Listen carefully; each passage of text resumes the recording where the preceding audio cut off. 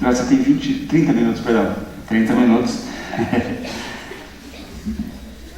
Então, bom dia a todos. Quero agradecer o convite para estar aqui com vocês hoje. É uma honra estar aqui presente com essa mesa que está aqui composta. Saber que tem um sociólogo coordenando essa mesa é interessante também, até porque tem alguns elementos que eu vou trazer para vocês aqui para a gente pensar esse caráter, essa identidade nacional nossa e a nossa dificuldade de superar para além do discurso da corrupção. Vou trazer alguns autores aqui, obviamente, do campo da sociologia, da história, que nos ajudam a entender um pouco, então, da construção desse caráter, né, dessa identidade nossa problemática e dessa forma bastante problemática, então, que a gente lida com a questão da corrupção e da ética. Perdoem minha questão didática, porque eu sou professor, né? Então, às vezes a gente peca por algumas coisas, mas eu pretendo ser bastante claro e breve, inclusive, para que a gente possa abrir para o debate. Quando a gente fala em ética, normalmente a gente parte do pressuposto de que ética é fazer a coisa correta. Esse é o senso comum. Não está errado, né? Quem age de forma ética, no primeiro momento, é aquele que age de forma correta.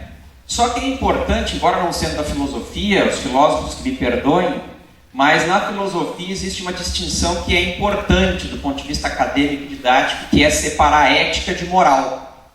Ética são os princípios que norteiam a minha ação individual. Moral são os valores da sociedade. Então, ética tem a ver com comportamento individual e a moral, que é algo mais abrangente, que transcende o indivíduo, está no campo social. São duas coisas que estão interligadas, têm uma imbricação. Como diz o gaúcho, é uma faca de dois legumes, né? Mas, enfim... É importante que a gente faça essa distinção no primeiro momento, como eu digo, porque a gente, quando fala em ética, a gente já parte do pressuposto de que quem age de forma ética age de forma correta, como se alguém nascesse já agindo de forma correta e nascesse agindo de forma errada. A gente, de certo modo, parece estar trabalhando com uma natureza humana aí. Durante muito tempo, alguns filósofos aí, filósofos da política, inclusive, trabalharam com a natureza humana, se teríamos não uma natureza humana, né? Aquela coisa mais ou menos do pau que nasce torto, morre torto. A gente já superou isso, tá? Então, quando a gente fala em ética, a gente não pode pensar, o fulano é ético, o outro é antiético. Ele pode estar agindo de forma ética, antiética, nesse primeiro pressuposto da ética, como fazer a coisa certa, mas ele aprendeu a fazer desse jeito. E aí a relação com a moral. Porque a moral tem a ver com algo que o sociólogo clássico nos ajudou a pensar, que é o Emile Durkheim, vai falar de consciência coletiva. O professor Adilson deve ter falado alguma coisa para vocês, por aí, né? Esse conjunto de crenças e sentimentos comuns à média de uma comunidade. Então existe uma certa identidade, existem certos valores e princípios comportamentais que a média ou a maioria de uma população acata, aceita e transforma em algo natural. E é dentro desses valores, desses princípios que acabam se naturalizando, que são aceitos como corretos ou incorretos, como justos ou injustos, como legais ou ilegais, que este sujeito, do ponto de vista ético, então, da escolha que ele faz, da forma que ele se coloca, então ele vai tirar daí a sua postura. Então veja que a coisa é complexa. A gente não está num ambiente ideal assim que é só escolher entre o certo e o errado. É claro que a escolha, eu vou chegar lá, quando a gente fala de livre-arbítrio, por exemplo, né? Mas as coisas são complicadas nesse sentido porque existe um contexto, uma formação cultural, social, histórica, e é neste meio que o indivíduo, então, a partir deste meio, que esse indivíduo faz as suas escolhas éticas e comportamentais. Então é importante pensar isso, porque a gente pode, então, a partir daí, pensar a construção de um caráter, de uma identidade de um povo. E isso é construído, talvez na direção da corrupção, ou talvez na direção do distanciamento dessa corrupção. Então, assim, queria que didaticamente a gente entendesse. Ética e moral são coisas distintas, mas que se retroalimentam. Correto? Até porque tem um filósofo famoso aí, na praça, ganhando bastante dinheiro, inclusive, dando palestra, que fala assim, para a gente entender a ética desse ponto de vista mais simples, a gente pode pensar no tripé de questões. Quero, devo e posso. E tem coisas que eu quero, mas não devo. Tem coisas que eu devo, mas não posso. Tem coisas que eu posso, mas não quero. É isso. Eu também sei falar. Para resumir, né? Ou então, como diria o filósofo Immanuel Kant, eu até anotei aqui que eu acho uma coisa bem importante para tentar explicar de forma bem simples o que é essa ética no sentido que a gente pensa, né, comumente, de fazer a coisa certa. Tenha por princípio que alguma ação tua, que ao contares aos demais te causará vergonha, não a faças. Se tu fez alguma coisa ou pensa em fazer alguma coisa que tu sabe que vai te envergonhar, não faz, porque é antiético.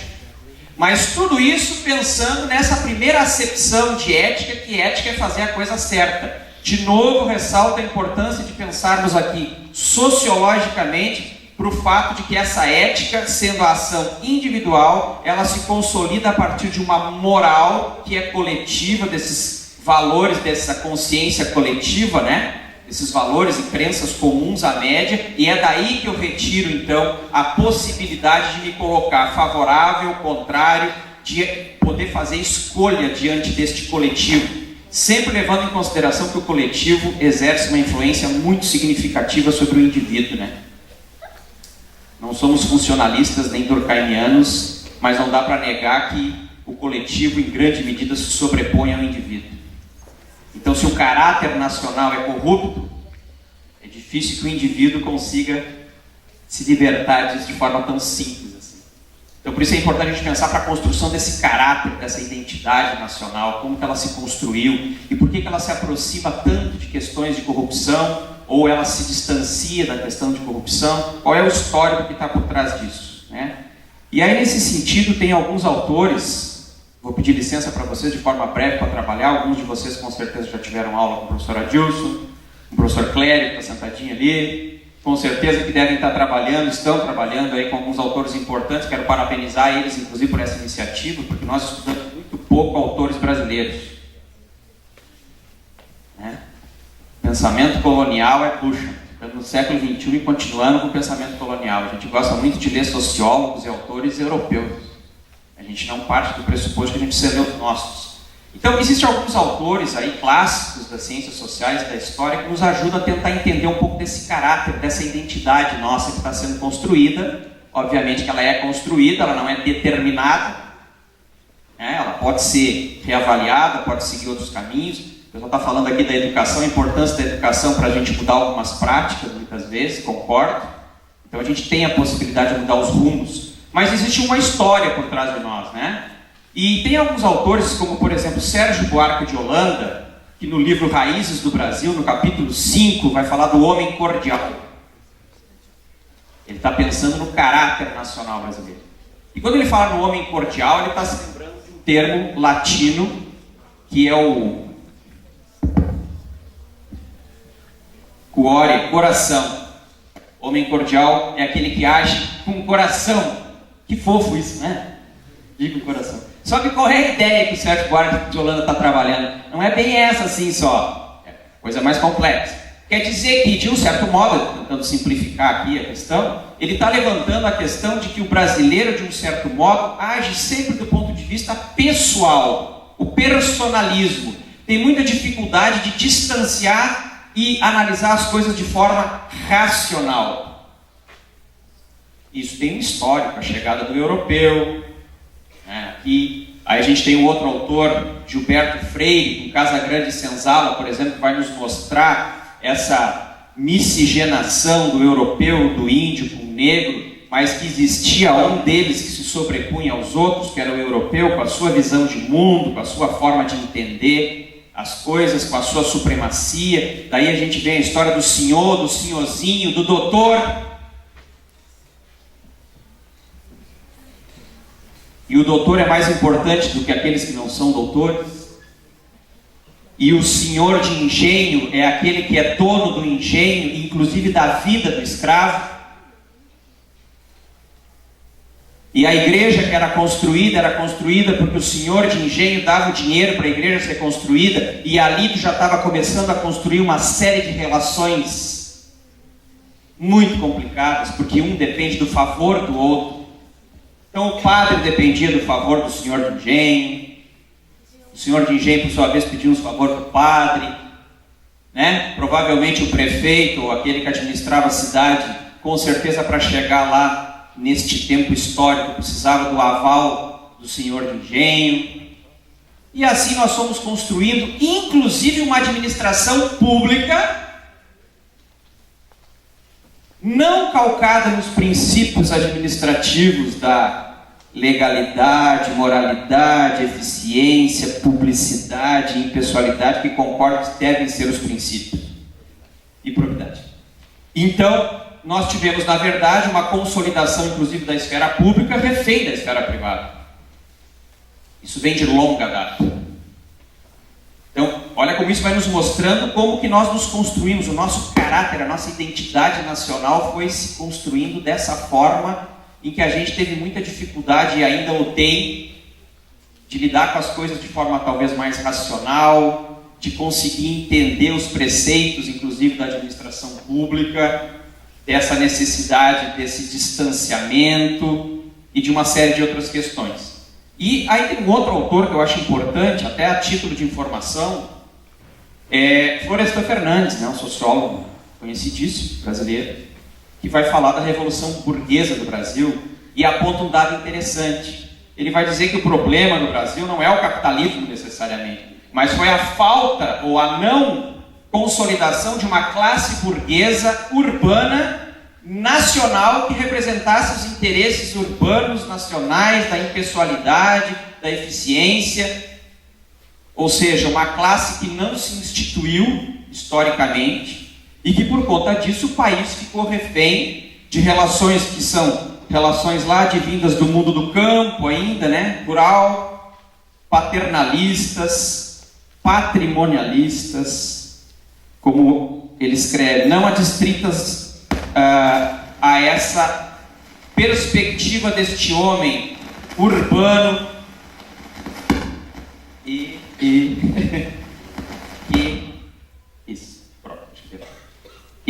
de um certo modo tenta consolidar a sua vida a partir da questão do mérito, da meritocracia, da iniciativa, do estudo, da construção da sua trajetória. Ou seja, de um certo modo nós sempre ficamos reféns, mesmo na passagem desse mundo rural para o mundo urbano, da sociedade rural para a sociedade urbana, de um certo modo sempre houve um certo caldo que nos acompanhou aí no sentido de um paternalismo, de uma certa necessidade sempre de alguém que dê uma mãozinha, daquele, sabe a história do QI, do que indica.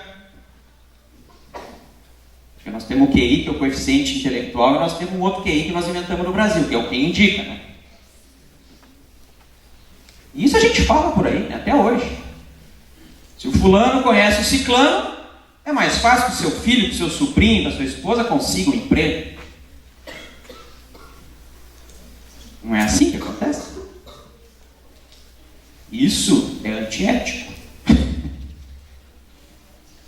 Mas se a consciência coletiva faz de conta que não vê, deixa de ser antiético? Não. Mas o fato é que no cotidiano, na vida concreta, material, existência, passa batido. E as escolhas individuais acabam ficando em grande medida reféns desse processo. Então isso é complicado. Mas indo adiante, como disse para vocês, a questão aqui é didática. Então, perdoem o professor, né?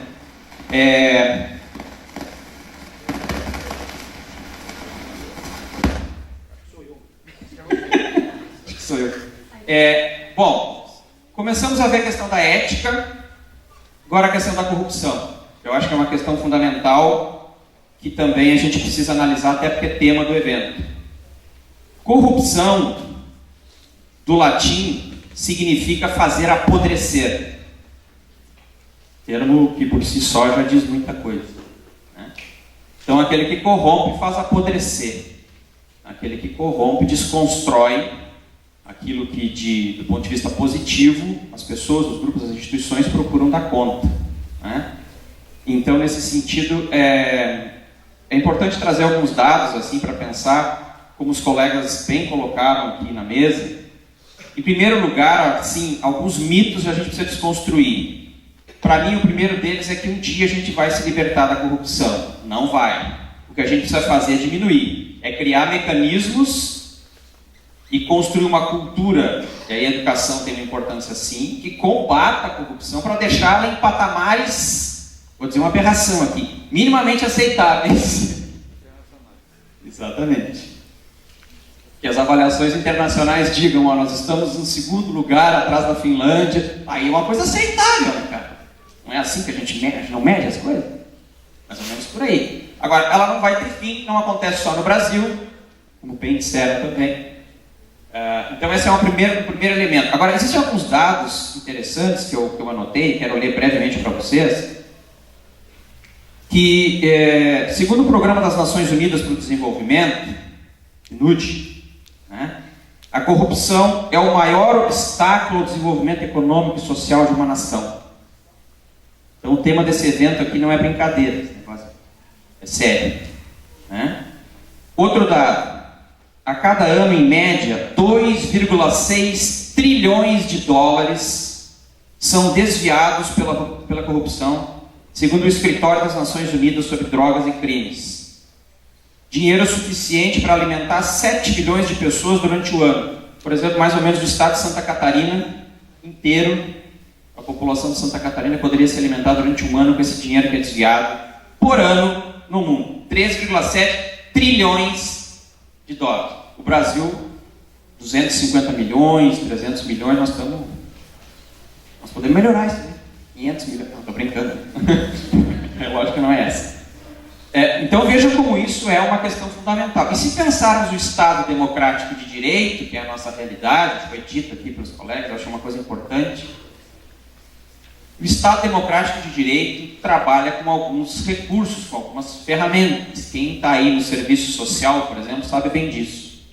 Eu gosto muito de um autor chamado Michel Foucault, que vai falar muito do processo de disciplinamento do comportamento que o capitalismo traz, a partir, inclusive, do Estado democrático de direito, com as suas várias instituições. Dentre elas, a assistência social, a filantropia, a pedagogia, uma série de tecnologias sociais de poder, como ele vai dizer, que ajudam a construir essa nova sociedade aí que a gente chama de sociedade capitalista, e aqui não vou entrar no mérito errado, não. Ajudou a construir. Então o que eu quero dizer para vocês, de um certo modo, é por intermédio do Estado que as coisas e essas ferramentas, elas se constroem.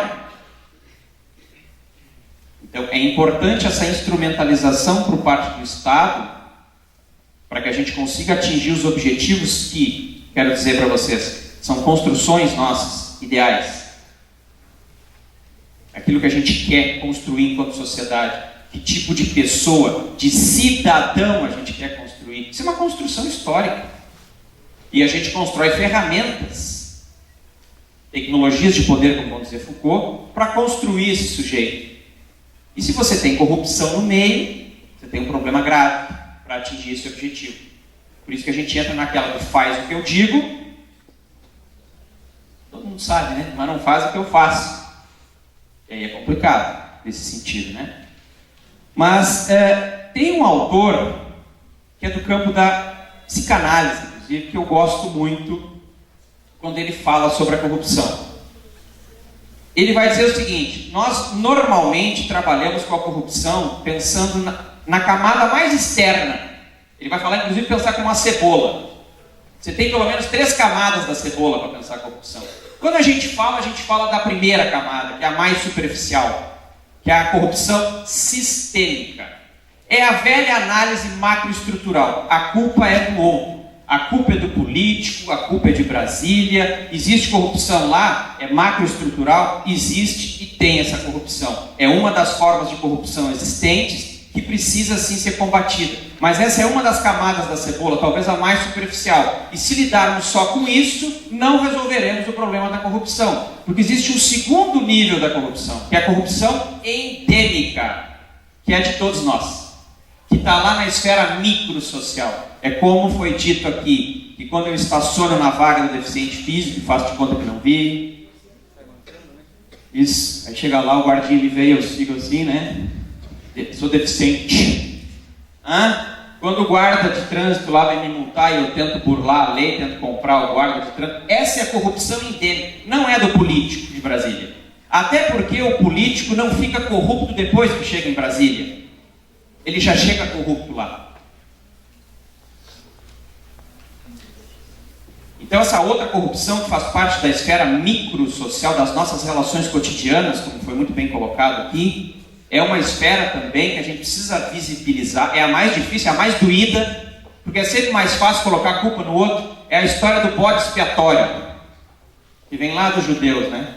O bodinho lá, que coisa boa se fosse assim, pega o bode, leva o bode para a fogueira, e lá nessa cerimônia nós vamos colocar tudo de ruim que essa sociedade tem nesse bode, e quando ele queimar, nós vamos queimar tudo de ruim que nós temos também, vamos nos limpar.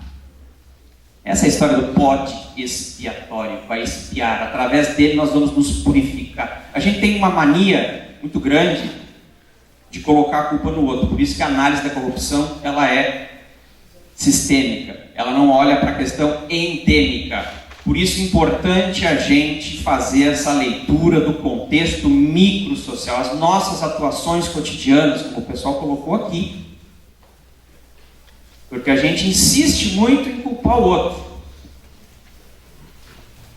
E nós todos estamos, de um certo modo, contribuindo, entre aspas, para que a corrupção aumente, ou estamos contribuindo aqui no sentido mais positivo, então, por outro lado, para que a gente combata a corrupção. E aí existe um terceiro nível da corrupção, que este autor fala, que é o Luiz Alberto Hans, que é a chamada corrupção sindrômica. O nome é bonito, é chique. Corrupção sindrômica. Ele vai dizer que das 3 camadas da cebola é a mais interna, a mais profunda. Ele vai dizer de um certo modo, sindrômica vem de síndrome, é a forma como, de um certo modo, nós nos organizamos enquanto sociedade para tentar lidar com a corrupção. Então, de um certo modo, é o inchaço do Estado com seus tentáculos, né? E no Brasil, vocês sabem o quanto a gente contribui para o Estado, com os impostos e os tributos. Eu diria para vocês que talvez um comunista do século passado, se olhasse para o Brasil, ia ter vergonha. Inclusive, que o Brasil é um país comunista, porque o Estado interfere em tudo. Excesso de impostos, excesso de tributo. Aliás, imposto, a palavra está dizendo tudo, né? É obrigado, hein? Imposto.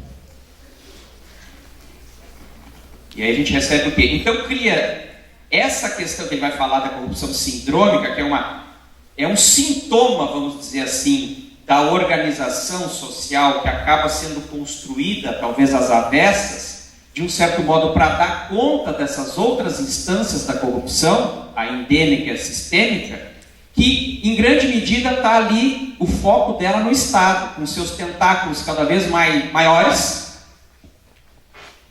Aí já vão dizer assim, pô, esse cara aí é a favor da privatização. Ah, ele é liberal. Depois a gente conversa sobre isso se vocês quiserem. Mas eu estou tentando analisar aqui com o autor essa coisa do Estado que interfere em tudo, que não tem limite. A fome do leão não tem limite nesse país. E entra governo de direita, entra governo de esquerda, os impostos só aumentam. Cada vez mais. E uma outra síndrome, né, desta corrupção, então, ou deste nível da corrupção, que ele está chamando de corrupção sindrômica, tem a ver com excesso de leis. E aí eu problematizo com os colegas na área do direito, provavelmente muitos deles têm essa leitura também, que nós temos um excesso de leis.